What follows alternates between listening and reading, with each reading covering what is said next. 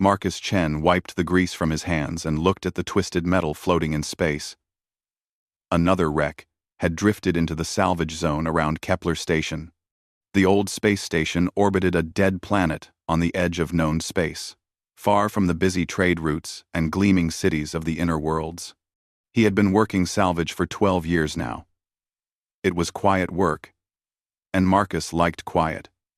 Most days, he pulled apart old ships and sorted the metal. Steel here, copper there, rare elements in their own containers.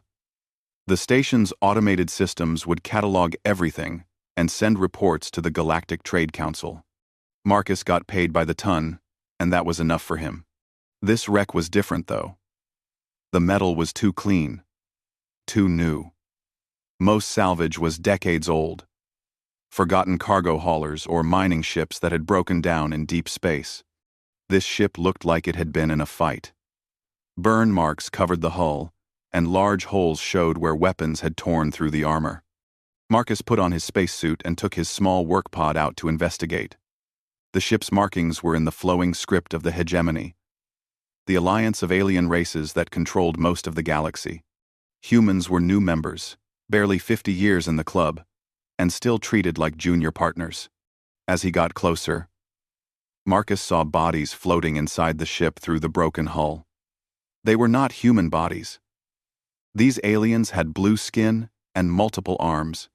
Marcus had seen their kind before in the trade stations. They worked as guards and enforcers for the hegemony corporations. But there was something else. In the deepest part of the wreck, Marcus found a small compartment that was still sealed. His cutting torch made quick work of the door. Inside, he found cages. Most of the cages were empty, but one still held something alive. Marcus had never seen anything like it before. The creature looked like a giant cat that could walk on 2 legs. It had golden fur with black stripes and was easily 7 feet tall. But what struck Marcus most were its eyes. They were a bright amber color and held an intelligence that seemed almost human. The creature was unconscious and covered in strange metal devices. Thick chains wrapped around its arms and legs. But these were not normal chains. They pulsed with a soft blue light and seemed to connect directly to the creature's nervous system through small needles that pierced its skin. Marcus had heard stories about these devices. Neural suppressors, they were called. The hegemony used them to control dangerous prisoners and slaves. The technology was supposed to shut down higher brain functions, making the wearer docile and easy to control. The creature's breathing was shallow and weak. Blood seeped from wounds where the neural suppressors had been attached too roughly. Marcus knew he should call the station authorities and report the find. Escaped slaves were hegemony property, and interfering with them was illegal under galactic law. But Marcus had grown up on Earth before the hegemony found humanity. He remembered the old stories about slavery and how his ancestors had fought to end it. The sight of any thinking being chained and suppressed made his stomach turn. He looked at his toolkit. Marcus was good with machines and electronics. He had been fixing things since he was a boy. The neural suppressors were alien technology, but all electronics worked on similar principles. There had to be a way to remove them safely. Marcus began by scanning the devices with his diagnostic tools. The suppressors were connected to a central control unit attached to the creature's spine. If he could disable that first, the others might shut down automatically. Working carefully, Marcus traced the control circuits. The alien technology was more complex than anything he had worked with before, but the basic logic was understandable. Power flowed from a small fusion cell through fiber optic cables to neural interface points. The tricky part was disconnecting everything without killing the creature. The suppressors were designed with security protocols. If someone tried to remove them incorrectly, they would release toxins directly into the nervous system. Marcus spent 2 hours studying the system before he dared touch anything. When he finally began working, his hands were steady despite his nervousness. One wire at a time, one connection at a time, he slowly convinced the suppressors that they were being removed for routine maintenance rather than sabotage. The process was exhausting. Several times, Warning lights flashed as the security systems detected something wrong. Each time, Marcus had to stop and find another approach. The creature remained unconscious through it all, its breathing growing even weaker. Finally, the last suppressor went dark. The creature's eyes snapped open, and Marcus found himself staring into the most intelligent and angry gaze he had ever encountered. For a moment, neither moved. Then the creature tried to sit up and collapsed, too weak to support its own weight. Marcus caught the alien before it could fall. Up close, he could see old scars beneath the golden fur and muscle that spoke of years of hard training. This was no ordinary prisoner. This had been a warrior before its capture. The creature looked up at Marcus and spoke in a voice like distant thunder. The words were in no language Marcus knew, but the tone was clear. It was asking a question. Marcus helped the alien sit up against the wall of the cage. "I do not understand your language," he said slowly, "but you are safe now. Those chains are gone." The creature's amber eyes widened, and it looked down at its arms where the suppressors had been. Then it looked back at Marcus, with an expression that seemed almost like wonder. Marcus began gathering the disabled suppressors. Evidence of what he had done needed to disappear before the hegemony came looking for their lost property. Back on Kepler Station, Marcus set up a hidden room in the old maintenance section where nobody ever went. The alien creature was still weak from years of neural suppression, but its strength was returning quickly. Marcus brought food and water, though he was not sure what the creature could eat. The alien watched everything Marcus did with careful attention. When Marcus brought standard protein bars, the creature sniffed them carefully before eating. When Marcus offered water, the alien drank deeply but never took its eyes off him. Communication was difficult at first. Marcus tried basic trade language, but the creature did not respond. Then he tried gestures and simple drawings. Slowly, they began to understand each other. The alien drew symbols in the dust that covered the floor. The first drawing showed creatures that looked like itself standing in groups. The second showed ships coming from the sky. The third showed chains and cages. Marcus understood. This creature's people had been conquered and enslaved by the hegemony. Over the next few days, the alien grew stronger. Marcus learned that it was female, and that her name sounded like Zarath when he tried to pronounce it. Zarath was learning some human words quickly. Her intelligence was obvious, and Marcus began to realize that the neural suppressors had been hiding a brilliant mind. Zarath told him about her people, the Kethvar, through a mixture of words and drawings. They had been warriors who protected their worlds from threats. But the hegemony had come with superior technology and numbers. The Kethvar had fought bravely but lost. The worst part was what happened after the conquest. The hegemony did not just defeat the Kethvar. They broke them. Adult warriors were fitted with neural suppressors and sold as exotic guards or gladiators. Cubs were taken from their parents and raised in captivity to be pets for wealthy aliens. Zarath had been something called a war guardian. Marcus understood this. Meant she had been one of the elite protectors of her people. She showed him scars on her arms and shoulders, each one representing a battle she had fought before her capture. Marcus found himself angry as he learned more about what had been done to Zarath's people. Humans had their own dark history with slavery, but they had fought to overcome it. The hegemony seemed to see nothing wrong with destroying entire civilizations for profit. On the fourth day, hegemony ships arrived at the station. Marcus was working in his regular salvage bay when the station's communication system announced incoming traffic.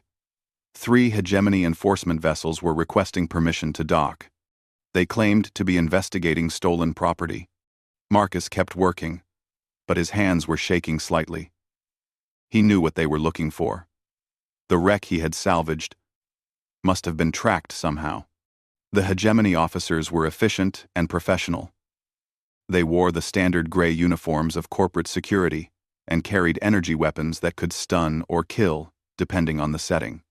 Their leader was a tall alien with purple skin and 4 arms who spoke perfect human English. "We are investigating the theft of valuable property from a transport vessel," the officer said. "Our records show that vessel was salvaged by this station 3 days ago." The station administrator, a nervous human named Peters, led the search. Marcus continued his work while the officers examined the wreck. They found the empty cage and the disabled neural suppressors. The property was removed by someone with technical knowledge, the hegemony officer concluded. "We will need to question all personnel." Marcus was interviewed in the station's main office. The purple-skinned officer asked detailed questions about his work and his background. Marcus answered honestly about his salvage operations, but said nothing about finding Zarath. "You have experience with electronics and security systems," the officer noted, looking at Marcus's file. "You would be capable of disabling neural suppressors." "I work on ship systems and mining equipment," Marcus replied. "I have never seen neural suppressors before today." The officer stared at Marcus for a long moment with unblinking black eyes. "The property we seek is extremely dangerous. It killed 6 guards during its initial capture. If you have seen anything unusual, you should report it immediately for your own safety." Marcus met the officer's gaze steadily. "I salvage metal and components. I have not seen any dangerous aliens." After 6 hours of searching, the hegemony officers found nothing.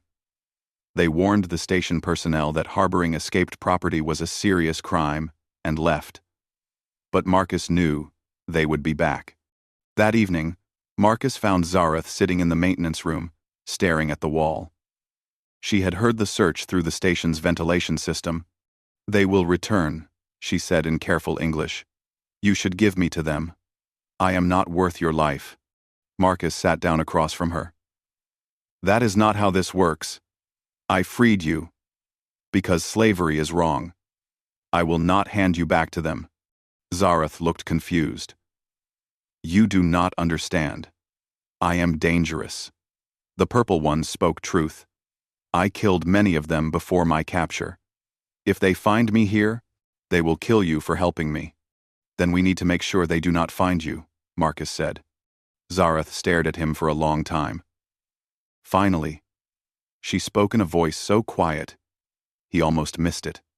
"In my language, there are words for this thing you do.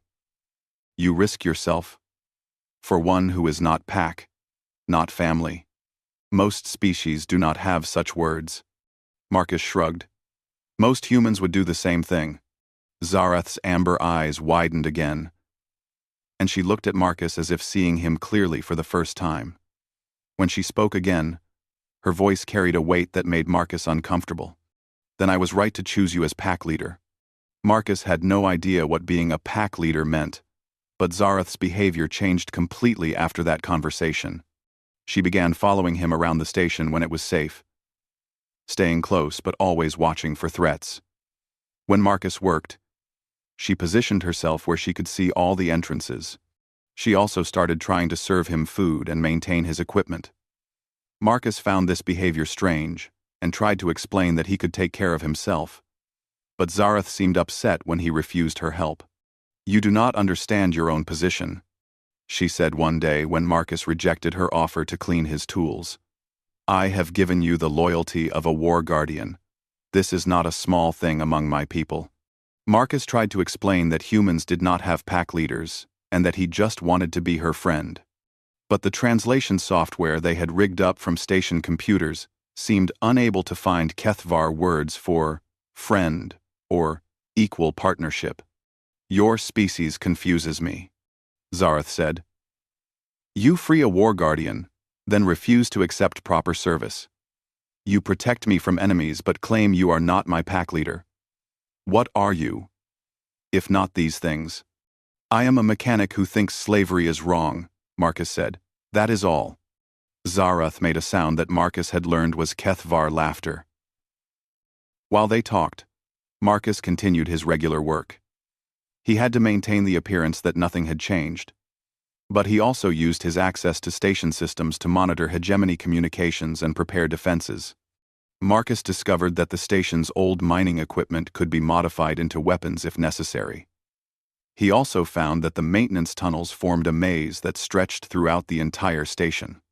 If they had to run, he knew every passage and hiding place.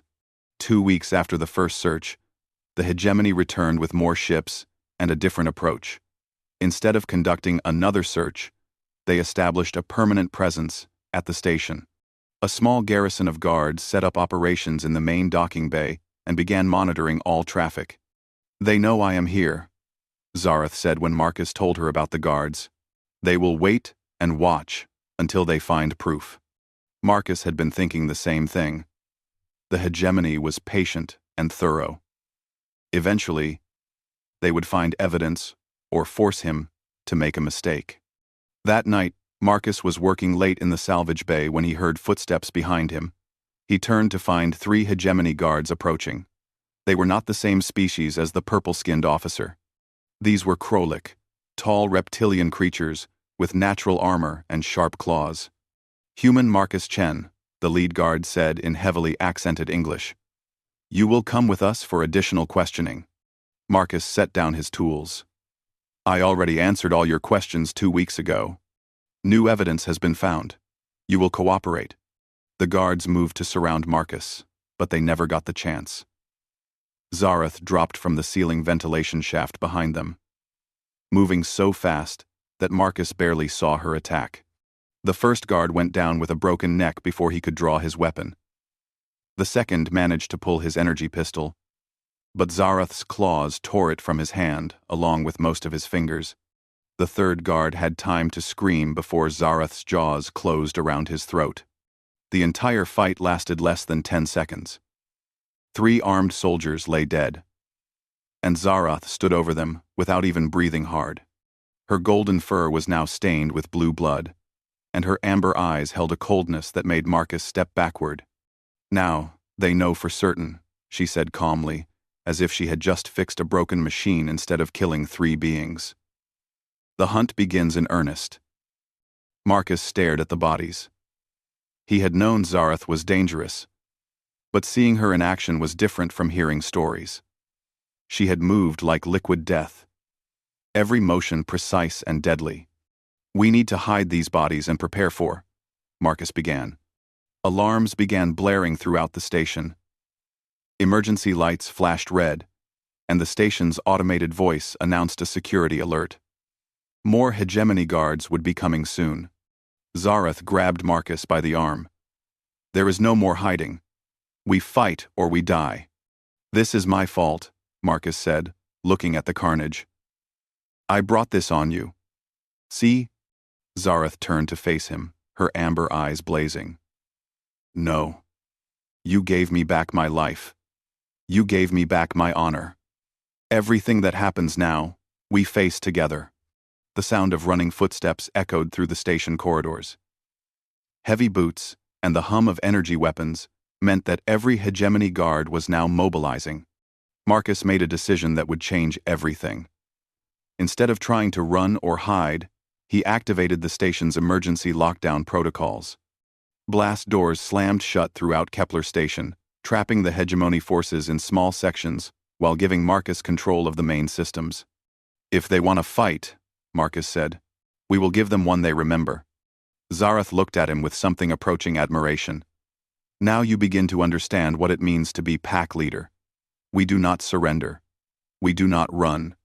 We protect what is ours." Marcus realized she was right. This old salvage station was his home. The few other humans who worked here were his responsibility. And Zareth was now part of that too. "Tell me about War Guardian tactics," Marcus said, as he began activating the station's hidden defenses.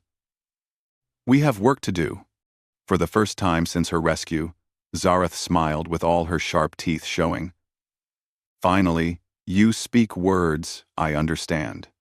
Word of the fight at Kepler Station spread through underground networks faster than Marcus had expected. Within days, bounty hunters and mercenaries began arriving in the system, drawn by the massive reward the hegemony had placed on Zareth's capture. But something else was happening that neither Marcus nor the hegemony authorities had anticipated. Reports began filtering in from across the galaxy of neural suppressors failing on other Kethvar slaves. Some failed naturally, as if the devices had been damaged. Others were being deliberately removed by sympathetic aliens or humans who had heard about what happened at Kepler Station. Zareth explained that her people were connected in ways that other species did not understand. When a war guardian awakens, she said, others feel it. The neural suppressors block this connection, but news travels through other means. Marcus was monitoring galactic communications when he discovered the true scale of what was happening. Slave revolts were breaking out on mining worlds and industrial planets. Kethvar gladiators were turning on their owners. Transport ships carrying Kethvar slaves were being attacked by mysterious raiders. "You started a war," Marcus told Zareth as they watched the reports. "No," she replied. "The war was always there. You simply reminded my people that we are still warriors." The siege of Kepler Station became more intense as more ships arrived. The hegemony had brought in military vessels now, not just corporate security. They wanted to capture Zareth alive to study how her neural suppressors had been removed. But they also wanted to make an example of Marcus. Marcus used every trick he had learned in 12 years of salvage work. He turned the station's mining lasers into defensive weapons and rigged the docking bays with explosive charges. The maze of maintenance tunnels became a series of ambush points where Zareth could strike and disappear. But their greatest advantage was the station's old industrial fabricators. Marcus had been using them for years to create replacement parts for salvage equipment. Now he began building weapons and defensive systems using designs that Zareth provided from her military training. "Your technology is primitive but effective," Zareth said as she watched Marcus construct a kinetic barrier system. "My people respect those who create, rather than simply destroy." The first major assault came at the end of the second week. Hegemony Marines attempted to breach the station through the main airlock, while hunter-killer drones tried to cut through the hull in other locations. Marcus and Zareth had prepared for this. The airlock was rigged with Marcus's improvised explosives. When the Marines breached the first door, the second door exploded outward, depressurizing their assault craft and scattering the survivors into space. The drones found themselves facing a maze of defensive systems that Marcus had built using salvaged ship parts. Laser grids, kinetic barriers, and electromagnetic pulse charges turned the station's outer hull into a death trap. But the most effective defense was Zareth herself. She moved through the station like a ghost, appearing wherever the hegemony forces tried to establish a foothold. Her knowledge of military tactics combined with Marcus's understanding of the station's systems made them a formidable team. During a brief lull in the fighting, Marcus found Zareth in the communications room, working with equipment he did not recognize. "What are you doing?" he asked. "Sending word to my people," she replied without looking up. "They need to know what has happened here. I thought the neural suppressors blocked your communications. They block the deep connections, but there are other ways. Kethvar have been using dead drops and coded messages for years.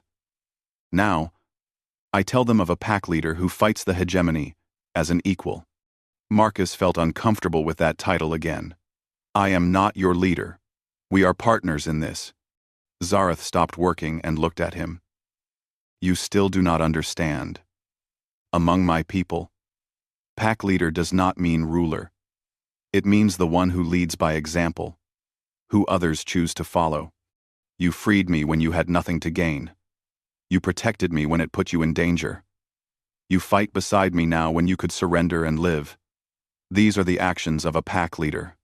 Before Marcus could respond, the station's alarms sounded again. This time, the threat was different. A massive hegemony battlecruiser had arrived, accompanied by 3 destroyer escorts and 2 carrier vessels full of fighters. Marcus stared at the display screen showing the enemy fleet. "They are done playing games." "Yes," Zareth agreed. "But we are not alone anymore." She pointed to another section of the display. New contacts were appearing at the edge of the system. Dozens of small ships moving in formations that Marcus did not recognize. "My people," Zareth said with pride in her voice. "War guardians who broke free because of what you did. They come to protect the pack leader who started their liberation. Marcus watched as the Kethvar ships moved to intercept the hegemony fleet. These were not modern warships, but converted transports and salvaged fighters. Against the hegemony's military might, they should have been hopelessly outmatched. But the Kethvar had advantages that technology could not measure.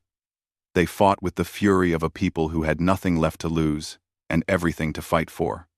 They moved with coordination that spoke of natural teamwork and shared purpose. The space battle that followed lit up the darkness around Kepler Station. Marcus and Zareth watched from the station's observation deck as energy beams and missile trails created deadly patterns in the void.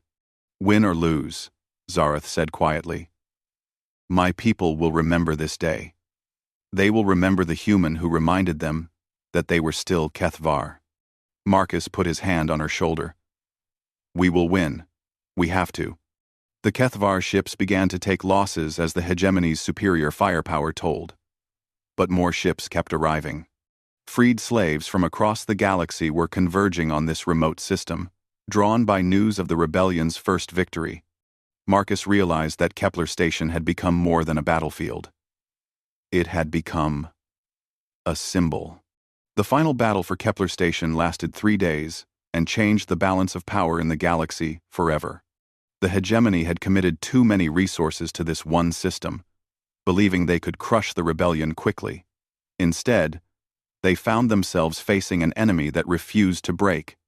Marcus worked without sleep, coordinating the station's defenses, while Kethvar ships continued to arrive from across known space. His improvised weapons systems had held longer than anyone thought possible.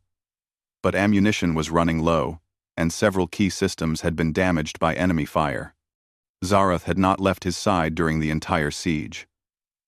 She coordinated with the Kethvar fleet commanders while protecting Marcus from boarding attempts that grew more desperate as the battle continued. On the second day, something unexpected happened. Human ships began arriving in the system. Marcus recognized some of them as vessels from the outer colonies, places where humans had settled far from Earth and hegemony oversight. These were mining ships and transport vessels that had been converted for war, crewed by humans who had heard about the mechanic who had stood up to the galaxy's most powerful empire. "Your people surprise me," Zareth said as they watched a human cargo hauler ram a hegemony destroyer. "They fight for someone they do not know, in a cause that is not theirs." "It is their cause now," Marcus replied. "Humans do not like bullies." But the most important moment came when Marcus received a transmission from the lead Kethvar ship. The fleet commander wanted to speak with him directly. The alien who appeared on the communication screen was larger than Zareth, with silver fur marked by battle scars.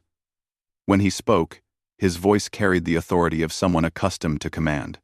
"I am Korvac Tel, War Guardian of the Third Fleet. You are the pack leader who freed Zareth." Marcus glanced at Zareth, who nodded encouragingly. "I am Marcus Chen. I am the one who removed her neural suppressors. You understand what you have done? I freed someone who should never have been enslaved." Korvac Tel's amber eyes studied Marcus through the screen. "You have done more than that. You have given us back our hope. Across the galaxy, my people speak of the human who fights beside a war guardian as an equal. They say you prove that honor exists among alien species." Marcus felt the weight of responsibility settling on his shoulders. "I just did what was right. That is precisely why we follow you," Korvac Tel said. "Will you accept the loyalty of the Free Kethvar fleet?" Marcus looked around the battered command center of his old salvage station. Emergency lights cast strange shadows, and the air smelled of smoke and overheated electronics. Just weeks ago, his biggest concern had been sorting scrap metal efficiently. "I accept," he said finally. "But I will not be your ruler. We fight together as allies." Korvac Tel's expression might have been surprise or approval. "You continue to prove why Zareth chose correctly. We are honored to serve alongside you." Pack leader, Marcus Chen. The third day brought the decisive moment. The hegemony fleet, badly damaged and facing growing opposition, prepared for one final assault. They would either take the station or destroy it completely. Marcus made a decision that would be remembered in military academies for generations to come. Instead of waiting for the attack, he led a combined fleet of Keithvar and human ships in a direct assault on the hegemony battlecruiser. Zarath piloted their small fighter with Marcus handling the weapons systems. Together, they cut through the enemy defensive screen and reached the battlecruiser's command section. "One more time," Marcus said as he prepared to fire on the enemy ship's bridge. "Just like removing neural suppressors. Find the right connection and cut it." Their attack succeeded beyond what anyone thought possible. The loss of the command ship broke the hegemony fleet's coordination. Within hours, the surviving enemy vessels were in full retreat. But the real victory was what happened next. Reports flooded in from across the galaxy of successful slave revolts and liberated worlds. The Keithvar Rebellion had become a galactic revolution, and Kepler Station had become its symbol. Marcus found himself standing on the station's observation deck, watching as ships from dozens of species arrived to join the growing alliance. Humans, Keithvar, and aliens he did not recognize worked together to repair battle damage and plan their next moves. Zarath joined him at the viewport. Her golden fur was clean again, and she wore armor that had been salvaged from the battle. But more importantly, she carried herself like the war guardian she had always been meant to be. "What happens now?" "Now we build something new," Zarath replied. "The hegemony is weakening. Their slave populations are in revolt. Their client species are questioning their loyalty. The galaxy is changing." Marcus nodded, but he was thinking about simpler things. Zarath made the sound that was Keithvar laughter. "You are still fixing things, pack leader. You are just working on a larger scale now." A communication signal interrupted their conversation. The transmission came from Earth itself, from the human government that had been carefully neutral throughout the conflict. "Marcus Chen, of Kepler Station," the official message began. "By order of the Earth Colonial Council, you are hereby appointed as Special Ambassador to the Free Worlds Alliance. Your mission is to coordinate human participation in the liberation efforts and establish formal diplomatic relations with freed alien populations." Marcus stared at the message. "I am a salvage mechanic." "You are a pack leader," Zarath corrected. "And now your own species recognizes what mine has known since the beginning." Over the following weeks, Kepler Station was transformed from a remote salvage facility into the headquarters of a galactic liberation movement. Marcus found himself meeting with representatives from worlds he had never heard of, coordinating supply runs to free colonies, and planning military operations against hegemony strongholds. Through it all, Zarath remained at his side. Not as a subordinate or a bodyguard, but as a partner in the truest sense. Together, they had started something that neither could have achieved alone. The quiet mechanic who just wanted to fix things had become the leader of an interstellar revolution. But more importantly, he had learned that sometimes the most important repairs were not to machines, but to the connections between thinking beings who shared the same dreams of freedom and dignity. As Marcus watched the sun set over the dead planet that Kepler Station orbited, he realized that his simple life was indeed over. In its place was something far more complex and challenging, but also more meaningful than he had ever imagined possible. Beside him, Zarath watched the same sunset with eyes that held peace for the first time since her rescue. The War Guardian had found her pack leader, and together they had given an entire galaxy hope for a better future.